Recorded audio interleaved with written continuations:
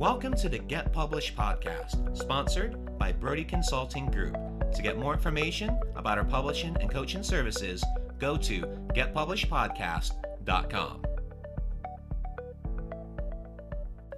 Hello, I am Paul Brodie, and thank you for joining us for another episode of the Get Published podcast, where we help authors get published with a proven system that works. Today, we're being joined by Joan Mullally, author of How to Create and Sell Information Products Online. Joan, welcome to the show.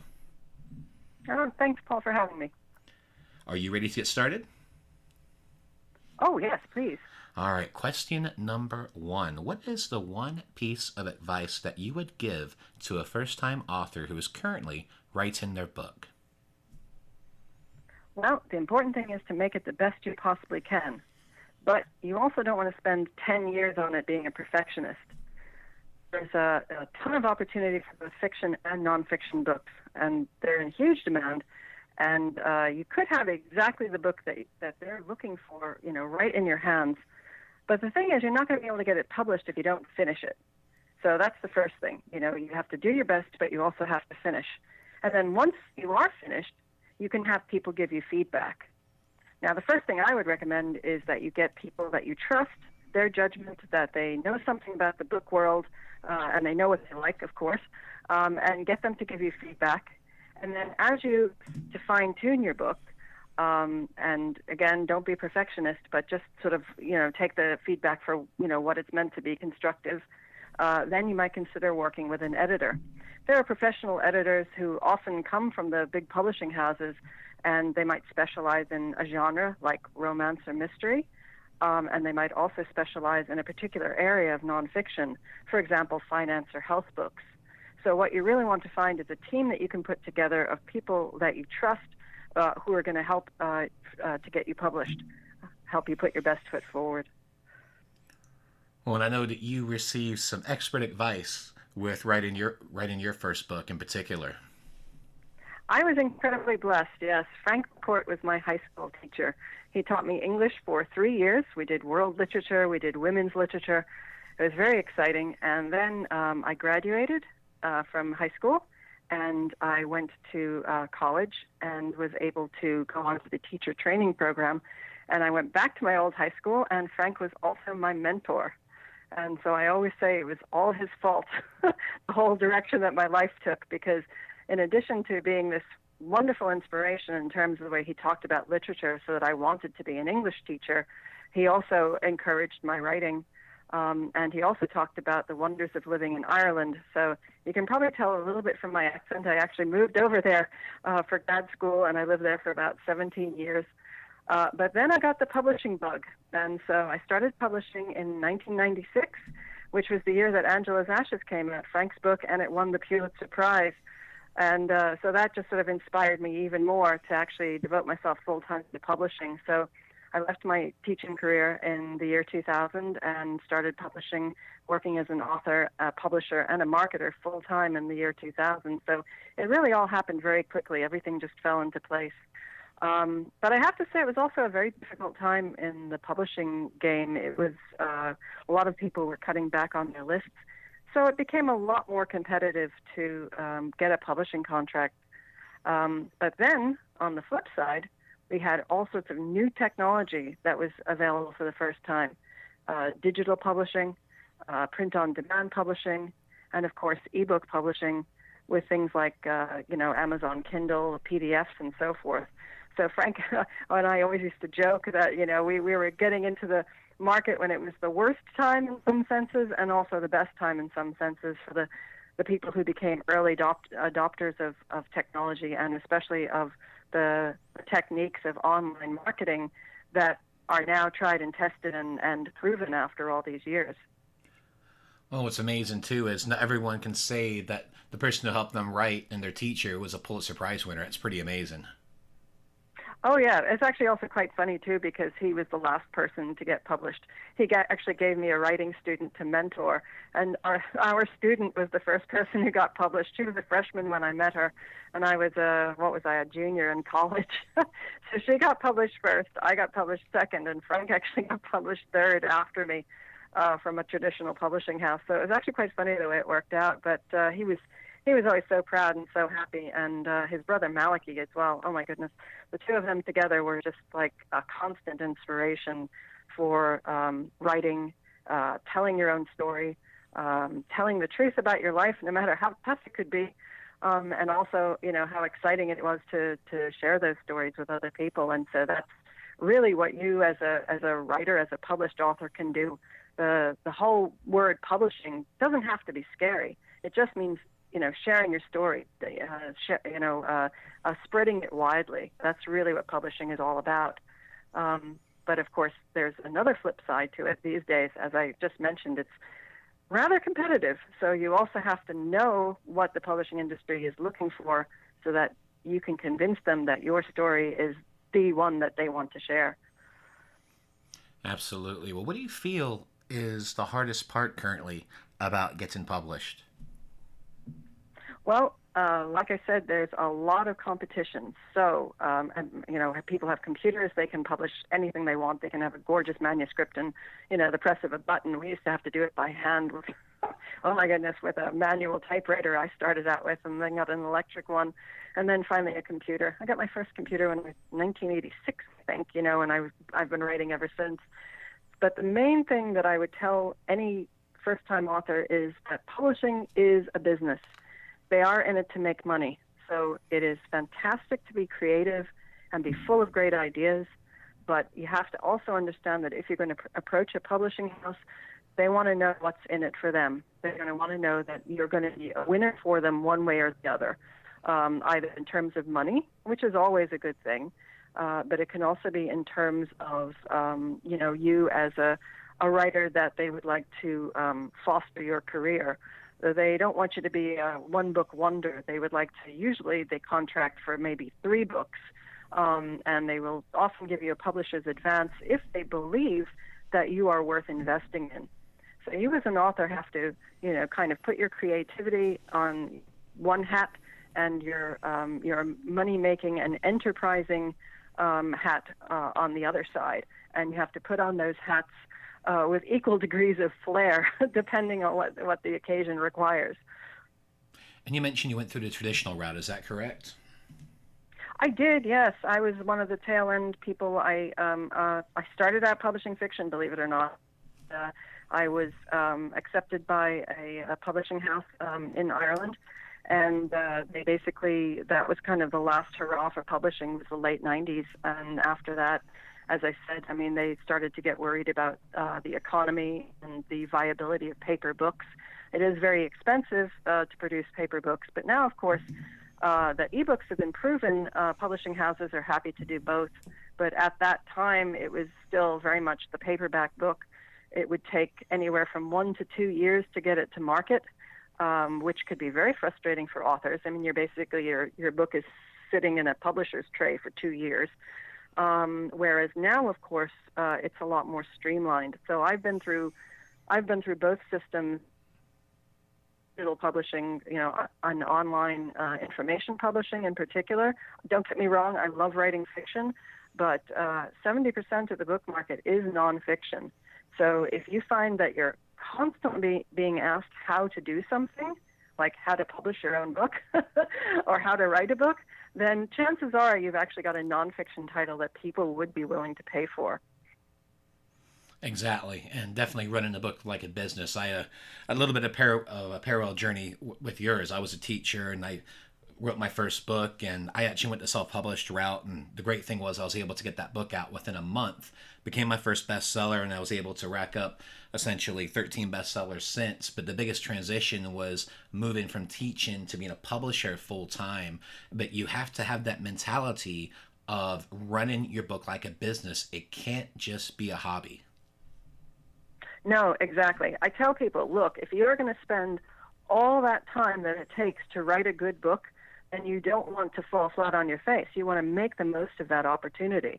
And one of the ways of doing that now, and of course it's easier than ever, is to become an online marketer, to basically be your own best advocate. Because again, I mean, the publishing houses will invest in you if they have, if they're convinced that you have a product, a commodity that is worth investing in. But you also have to invest in yourself, and you have to say, hey, no matter how good their marketing plan is, this is my opportunity to really shine.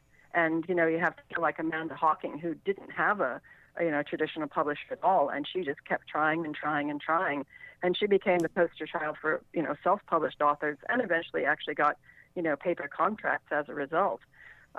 Stephen King went in the opposite direction. Everything he published turned to gold for his publishing house.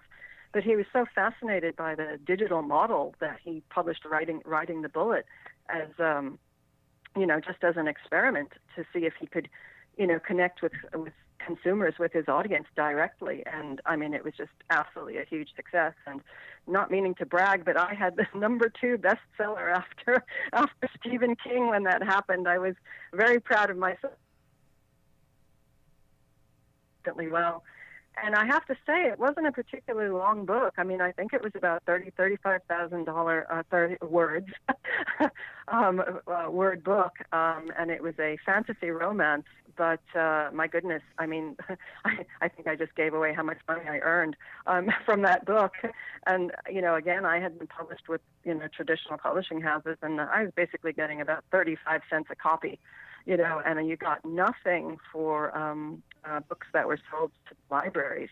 Whereas if you combine the paperback and you combine digital sales, you can actually get money from libraries, from people who read your books, from Amazon, where people can lend your books, or they can read them through the system, which is called Kindle Unlimited, so that basically they pay one monthly fee, and if they read your book, you get basically, a page per view situation. So it's really sort of working in tandem. You need to know about the online marketing world as well as the paperback publishing world. And you have to just be enterprising and say, hey, I'm a shy retiring teacher, which I was, but I have a fantastic opportunity here, and I've worked so hard, I deserve some success.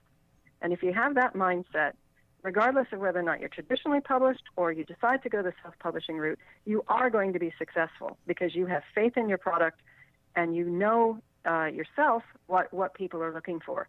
If you're a romance writer, you know what makes a good romance novel. If you're a nonfiction writer, then you've read books on health or books on finance, and you know what makes a good book. You know what you buy yourself. If you're not reading and you're not buying books, then you need to get out there and do that, because that's how you see, where the market is going, what the trends are, likes and dislikes. And often, I have to say to people, you read a book and you think, I can do better. And that was often what Frank said, read this and do better, and that was how he encouraged all of his students. Well, and this will transition nicely into the marketing part of things, and that is, I'd like for you to please share a marketing strategy that you've used in your book launch that worked well. Well, again, it's not for every person, different personalities, but I find that actually, getting out there with book signings, with book talks in libraries, online book talks now, obviously, you again, have the best opportunity to sell your product in your own words. You can talk about your inspiration, your creativity. Again, there are often different groups, like mystery writers groups, romance writers groups, chapters like all over the country, where they're always looking for people to, come and talk to them about the writing process and the publishing process. And you can often get invited to these events, and basically, they pay for everything for you to go. So you can see some amazing parts of the country and get to, talk with your fans and, get more feedback and more inspiration. And of course, your local bookstores. I mean, admittedly, there aren't that many stores anymore compared to online, but there are still some. And of course, your local library is always trying to get people to, come in and read and learn. So, again, my personality is a little bit on the shy side in general, but I just took the attitude that this is a wonderful opportunity for me to inspire other writers and help other people. And, once I took that attitude, especially with my nonfiction work, then that just became my whole life, really. So these book talks you're talking about both for libraries and for bookstores? Oh, yes. Mm-hmm. Yes. I mean, you're always going to get an audience who wants to know what you know. As I said, that's true of nonfiction books, but it's also true of romance. Where do you get your inspiration? Any novel, in any genre. Mystery, for example. Mystery's about, I'm going to say, it's close to 30% of the fiction market, and people always want to know, where do you get your ideas? How do you plot? How do you have the discipline to sit down and write every day? They have all these questions, and they're really excited to hear from somebody who's been through the process and survived, and that you're actually reasonably successful at it. So you'll always get people who are willing to come and hear you. And so again, it's ideal when you have a book launch, but as you start to grow your list, what we call the backlist in publishing, it's great when you have a new book come out. The new book will stimulate the sales for previous books that you've published. So every time you publish a new one, so I had a book that was like a 20-book series. So every single time, after book number one, after every new book came out, people would actually go back to the beginning if they hadn't read book 1, 2, 3, 4, and you would see your sales skyrocket from people reading the backlist. Again, one book is fantastic. 3 books is better. Anything beyond 3 books, you really are an expert, as it were, that people are always going to want to hear from. Absolutely. Well, let's talk about your favorite book. So what is your favorite book, and what was the number one thing that you learned from it? Well, in terms of marketing, my favorite book is Sell More Books, which is by Stephen Miller and his wife, and also Brian Judd. And this book was a real for me. They came up with so many ways in this book to really market yourself, things that you would never even think of. It works for fiction and nonfiction in most cases, the ideas that they've come up with. And so it was just an eye-opener for me, and I just started using it as a checklist to make sure that I was making the most of my opportunities with my fiction and with my nonfiction. I met Brian when I came back to the States in about the year 2000. There's a really big book fair every year, annual book fair called Book Expo, and it's always held around Memorial Day weekend. So, if you're ever in one of the cities that they're held in, sometimes it's LA, sometimes it's New York, sometimes it was often in Chicago. It tends to be New York nowadays, but if you can ever get a chance to go, it's like an Aladdin's cave of everything you wanted to know about books and publishing, and you just meet these really fantastic people who are like extremely inspiring. And also, as I said, you can often get an opportunity to speak at one of the panels. They have education classes as well. So I've taught about publishing fiction and nonfiction, like literally all over the world: France, Canada, Singapore, Italy, Germany. There's a huge Frankfurt Book Fair in Germany as well. So you can also, you don't just go to see the publishers and meet them and see if they're interested in your ideas. You can also be a teacher yourself if you have, something, a good presentation to offer. So when I met Brian Judd, he was and still is working with the Independent Book Publishers Association, which again is a total must for anybody who's serious about their publishing. And again, it's good for fiction or nonfiction. And they basically give you all these ideas about how successful authors, ordinary people just like yourself, who have published a book and decided that you really need to roll up their sleeves and get going with the marketing. So Brian was very inspiring in that way. And again, you can go online at their website, and it's just like a wealth of material. And they also, if you become a member, they have a newsletter, basically a program, a monthly magazine, I'm going to call it. And inside that, they have all sorts of opportunities for people to market to libraries, market to bookstores, and things like that, very inexpensively, far cheaper than you could hope to do it yourself. So, Brian, as I said, he's been an expert mentor of mine for, 18 years now.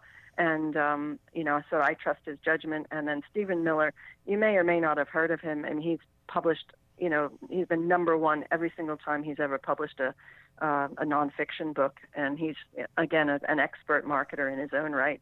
So they basically put all their material together to, try to offer different perspectives on, getting from a totally beginner writer to Z, which is, an established writer who is viewed as an expert in their field, and who has a steady income from their books, from lots of different revenue streams.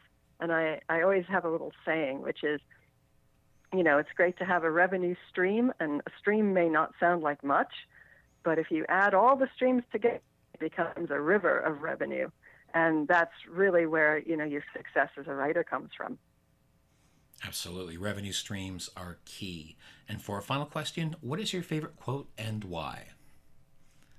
I actually just found this the other day. Brian Judd published it about a week ago on his LinkedIn feed, and I thought it was kind of earth-shaking when I read it. And his quote was, BookScan, which is they calculate the success of books. So BookScan said that 93% of all books published sell less than 50 books. So 93% of all books published sell less than 50 books. Then he says, that statistic describes more broken dreams than you could tell in words. And it's true. When we take the time and give the love to a book that we're, creating, it's so disappointing to find out that less than 50 people have ever read it. We want the world to see it. Remember, my definition of publishing is getting it out there in the world. So again, the better marketers we are, then the more successful we're going to be. Okay, because it's not just the craft of writing. You can boost your chances of not being part of that sad 93% of all books. If you master publishing and online marketing techniques, like starting your own website or blog and networking the right way on social media, you're not only going to boost your chances of getting a publishing contract and greater sales, but you'll also be able to, fill in the gaps of anything that their marketing plan doesn't cover. And in fact, honestly, from the feedback that I get, the publishers these days, they actually ask, what's your marketing platform? Who is your following? They don't just want to see the book. They want to see, who and how big your following is. You have 8,000 followers on Facebook, and you're a member of such and such group, and you have one of the most popular Facebook writers groups on LinkedIn, on the theme of health writing. But, they really want to know what your platform is, what you're already doing to market yourself before the book ever even comes out. And again, that seems pretty unfair because, a lot of people just don't have the online marketing background, and admittedly, it's so hard to write the book in the first place that you're like, oh my goodness, and I have to do more. But again, success on social media is a cumulative process anyway. You gather people, you meet like-minded people, you meet followers, you go out in the real world and you tell people, oh, I'm writing a book, and they say, oh, great, let me know. And you say, yeah, connect with me on Facebook or Instagram or whatever, So it's a cumulative process. So while you're writing your book, it's okay if it's not finished. You can still tell people about it, what you're working on, get people excited about it. And then when it's time for you to write that letter to the publishing houses to approach them and see if they're interested, you can say, yes, I already have 20,000 people, on Facebook or Instagram, following my every word as I progress towards finishing this book, And again, for nonfiction, publishers want what's called a proposal, which is basically you give them an outline of the book and, tell them, what the most important things the book is going to cover and, basically why it's worth publishing. And you can actually send a proposal long before you ever actually write the book. In fact, most really smart writers actually do that first. They send it to the publishers, a really solid proposal letter, and they say, are you interested? And, they outline the most important points. And again, you can read books on how to write a good nonfiction book proposal, but when you send in the proposal, it'll also be the same thing. What marketing are you doing of yourself now as a writer? So you can say, I've got a blog, I publish it every day, I'm a guest blogger for, A, B, and C. And you can really show that you're a savvy person when it comes to the needs of publishers, which is to make money and treat your book like a business, which of course it is. So, it's the best way really that I know of is online, marketing, and the boom in, online education just confirms that. Nonfiction is huge. It's 70% of the market, and it's certainly not going away. And if you look at all the, websites where you can go and study online, that's certainly not going to go away either. That's, a huge trend that started when I was still a teacher, and I helped found one of the first universities over in Scotland, University of the Highlands and Islands. We started out in an old barn. So, if you have, anything that's nonfiction especially, then don't be shy about it. Just get there and tell people, that you know these things, and, get people to ask you questions, and you just be, a helpful figure online, and, people are going to, go for your book like it's a magnet. Well, Joan, I want to thank you for being a guest on the show. What is the best way for people to find you online? Right. Well, I'm always on LinkedIn, so you can certainly look for me on LinkedIn. Joan, Joan, last name Mullally, rhymes with Shillelagh, Mullally.